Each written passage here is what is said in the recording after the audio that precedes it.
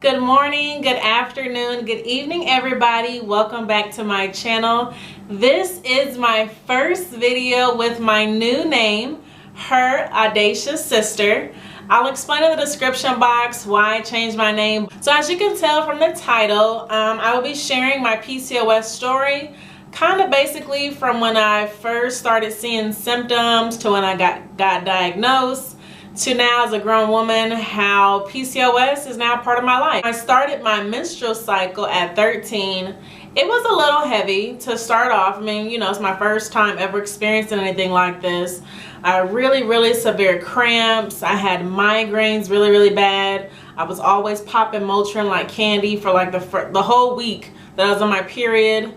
Age between maybe 13 and 15, I started noticing like just a little bit of hair on my chin and my upper lip and my chest. I want to say between the ages of 16 and 18, okay, maybe I was 14 when I got my relaxer. And I've always had like really thick sideburns, so I would get my hair braided by the Africans and they would grip my sideburns.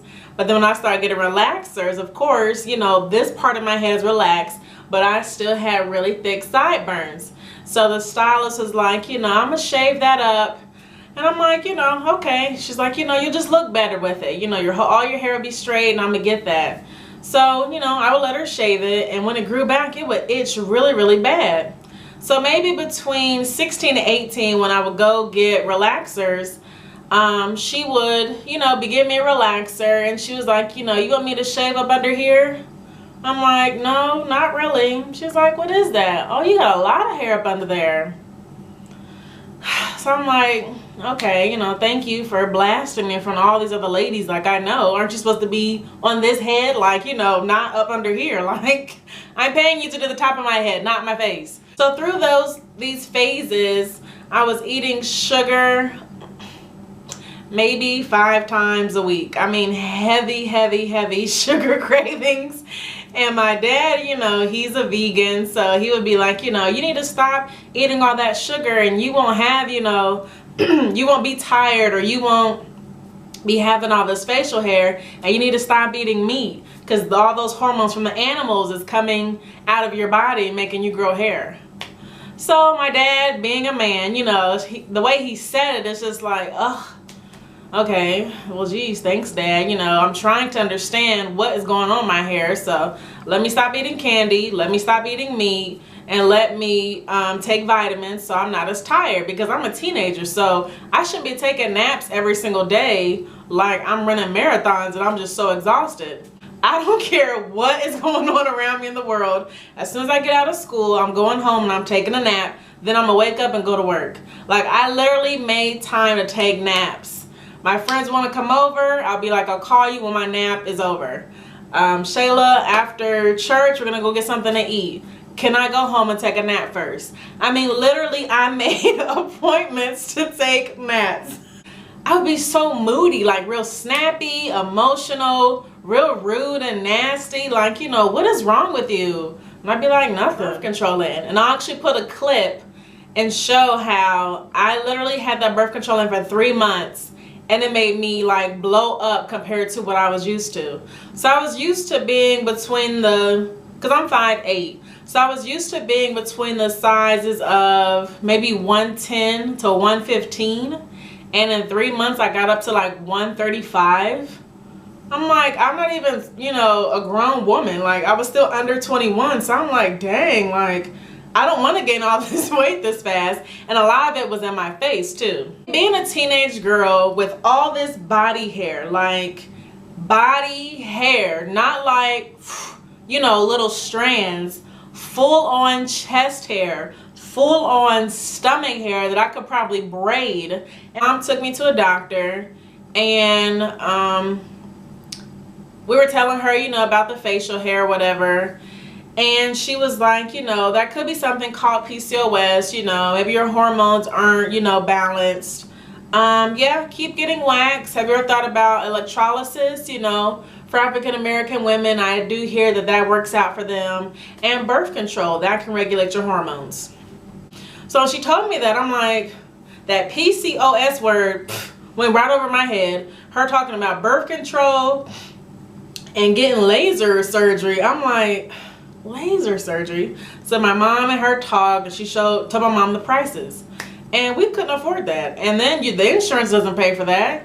So I'm like, so what am I supposed to do now? Like, I still have a couple more years of, no, at this time I had just graduated high school, so you know, I'm going away to college. So in college, it's almost like I was going through my own type of phase of trying to figure out, what am I supposed to do now that I'm having this hair?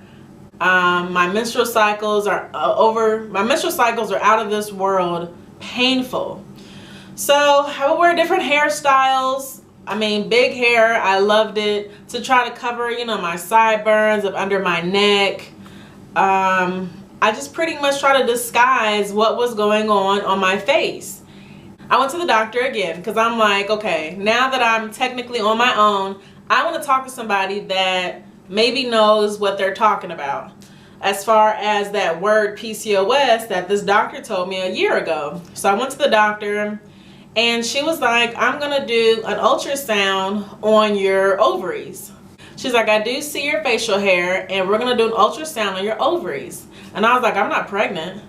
And she's like, I know. She's like, I'm not, you know, saying that, but I just want to see what's going on the inside, because looking at your face and your whole body, because I was like this. I mean, I showed her everything, because I'm like, I researched her online. I want her to fix it, but I'm about to show you everything. Like, literally, please look at me and help me out.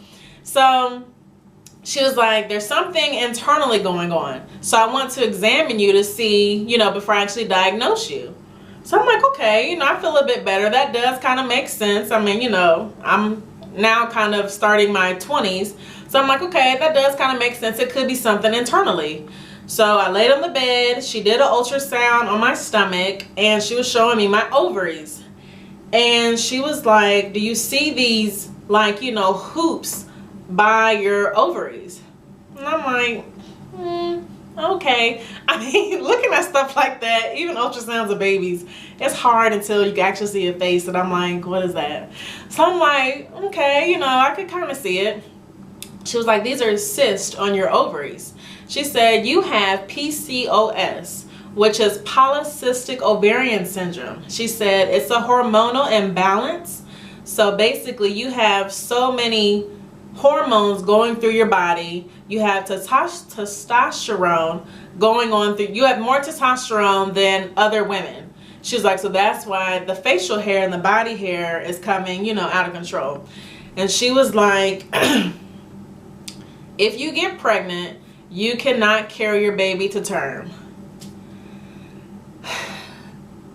And it's almost like I heard her say PCOS, but the whole thing about the baby and not carrying to term, I literally don't remember even swallowing. I feel like I could have maybe passed out on that bed, because, not saying I grew up wanting to be a mom and have all these babies, but something that us as women naturally should be able to do, and you're telling me that I'm not going to be able to do it.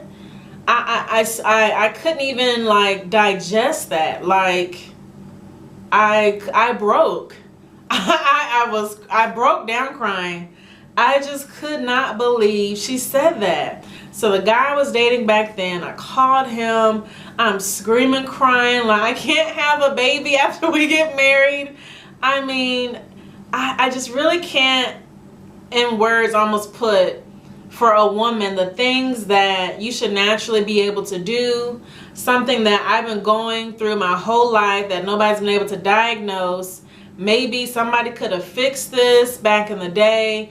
I mean, there's so many things going through my mind that I'm like, this is insane. A bit after my 21st birthday, I went home for the holidays. It was right around Christmas time, and I was having really bad stomach pain. I mean, you know, okay, let me pop my Motrin, let me get my heating pad, I'm cramping. So, I took about 4 Motrins, and still, tossing and turning. I got the heating pad, I am squeezing my stomach, and still really bad pain. And then it starts getting sharper to where, okay, now I'm awake and I'm like hunched over, like, and then just rocking with the heating pad, like just trying to suppress the pain. And being hunched over helped it a little bit. So then I'm like, okay, well, maybe I need to go to the bathroom or something, like, you know, let me eliminate. So I just trying to get up, going to the bathroom, standing up. I mean, it was unbearable pain.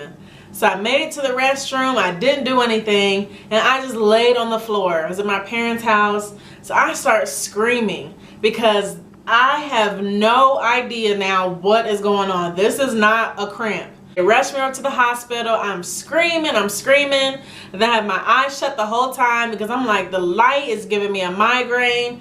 So they're like, you know, trying to get my my blood pressure, trying to put an IV in me. When's the last time you had your menstrual cycle? Are you pregnant? When's the last time you had your menstrual cycle? Are you pregnant? I mean, literally, that's all I kept hearing. And I wanted to cuss so bad because I'm like, no, like, I can't even answer when my last menstrual cycle was.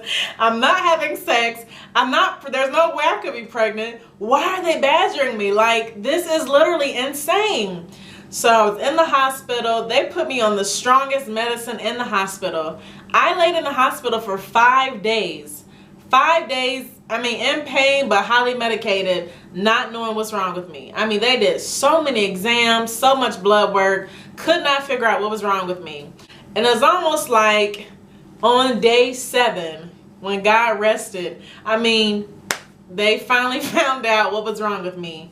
I had over 1,000, 1,000 gallstones on my gallbladder, and I needed emergency gallbladder surgery. I'm like, what? How does that happen?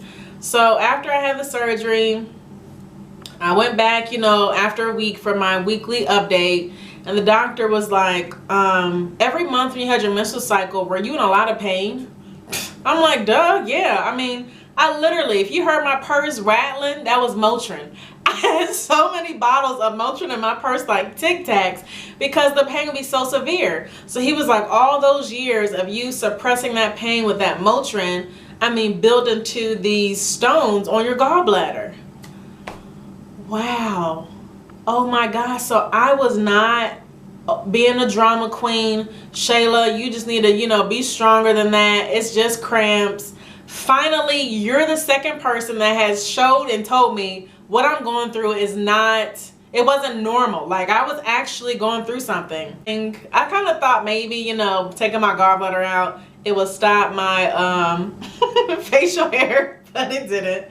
It did, like, my menstrual cycles were not as severe as they were over the years. So when I say I was so happy about that, because in the past, from school, work, I would leave because my cramps would be so severe and go home and just sleep. I mean, that was my medicine to get through this. And my menstrual cycle for the month probably lasted between 5 to 9 days. I had 3 marks on my stomach from them putting the different tubes in my stomach to remove my gallbladder. And just felt really low on my self-esteem. Like, you know, I just kind of wanted to do something just to boost my self-esteem. So I enrolled in John Casablanca's acting and modeling school. Modeling school, you get an opportunity to sign with an agency. So I was able to sign with an agency, and my agent was like, can you get that waxed? Because I was still like in denial. But I thought the makeup was covering it. The makeup that I was wearing was covering it, but obviously not. So she was like, yeah, you need to constantly get that wax before you go to shoots and before you go to auditions. So I'm like, okay. So it kind of put me down that everything I had been through, I felt like, you know, I was finally good as A, B, C, D, E, F, G in the room. But at the same time, that's a problem. Like, you need to get that fixed. I really wanted to know what PCOS was, because I remember those years ago and that doctor when she told me, but still my focus was on, I have something on my ovaries and you can't carry your babies if you want them. I was like, let me just Google YouTube PCOS. So I'm scrolling, all I'm seeing is white women who are heavy set and who, you know, it's a whole bunch of infertility. So I'm like, maybe she was wrong. Maybe I don't really have PCOS because there's nobody online that looks like me. So I'm like, dang, like now I got something that I don't even know if it's real. And then I saw something at the bottom of it that said PCOS challenge. So I'm like, okay, let me click that. So I clicked it, and the first person I saw was a black woman. And I'm like, oh my God, like, okay, let me keep going. So I keep scrolling and scrolling, and she's basically sharing her story about PCOS, and I see infertility, weight gain, moody, sugar cravings, insulin resistant. It was a couple other words that I just kept seeing that, okay. And then I kept seeing, you know, menstrual cycles, heavy menstrual cycles, and I keep scrolling. And I'm like, okay, like I'm feeling more confident. And then I saw that there was a conference in, was it in Orlando? Atlanta. There was a conference coming up in Atlanta. So I got so excited. I went online, booked 2 tickets. Like, I'm telling my mom, she's coming with me. So I called my mom, like, oh my God, guess what? Like, I was on social media and I found PCOS Challenge. Like, I guess it's an organization of women coming together talking about PCOS. My mom was like, all right, you know I'm there. I got your bag. Like, you know, I'm going to support you. So we went down, and I felt so connected. Black women, Latino women, Indian women, Ethiopian women, mixed girls. I mean, skinny girls, you know, heavy set girls, older ladies, people younger than me. I was like, oh my God, you are good. Was a nutritionist, she was there. There were like different booths of different doctors and electrolysis that were there, infertility doctor. First time in 20 years of me wondering what was wrong with me. Was I being over dramatic? Was I just being a typical teenager? No, because there are so many women that go through the same thing, but there's no cure for it. And there aren't a lot of doctors that even know what PCOS means or what it is. So it was like, wow, like, oh my God, like that is amazing. Finally, like, you know, there are so many different, there's so many explanations for the questions that I had. And it was just the best experience that somebody who's newly diagnosed with it, still trying to figure out, you know, exactly what I want to do, you know, as far as getting the surgeries or faithfully getting waxed or, you know, trying to change my diet, trying to figure out, you know, why I am the way I am at times. Going to that conference, it took my confidence from here all the way up. I mean, because I was like, Mom, when I type in, you know, PCOS, there's nobody that looks like me. So I was like, I'm going to start a channel and talk about what I go through. And she was like, you go, Shayla. You got it. You can do it. So that's the main reason I started this channel. And I have gotten so much feedback knowing that I've reached so many sisters and people who don't even have PCOS, but somebody in their family does, and how they can share my story and share, you know, similar stories. It has been a huge blessing. I feel so loved. I feel like this is what God wanted me to do. I mean, it's my passion. I advocate for it. I've been to DC twice for the PCOS Advocacy Day, which basically promotes that we want to acknowledge September being PCOS Awareness Month, along with PCOS is a disease, it is a syndrome. It's not just like, you know, it's a cosmetic fix, because it's not just the outer appearance. It affects us internally so severely. So, I mean, going there, advocating, I feel like that's just the beginning step. We're getting so close. Researching, you know, gone to fundraisers. I was able to go to a gala last year for PCOS Challenge. I mean, just being in that community, I mean, it's just so uplifting in a world that we live in that's so negative. So to end this video of my PCOS story, futuristically moving forward, teal will be my favorite new color. I will continue to advocate for PCOS in any way that I can. Continue to do my research. I'm not giving up on the fact that I do have cysts on my ovaries. I will not be able to have kids. That's just not a fear for me. I believe in God when I do get married and we do decide to have children or a kid, because that's one, that, you know, we'll meet that path when we get there. But it's something that I'm not going to worry about. I'm not going to stress about, because I know God has a plan for me.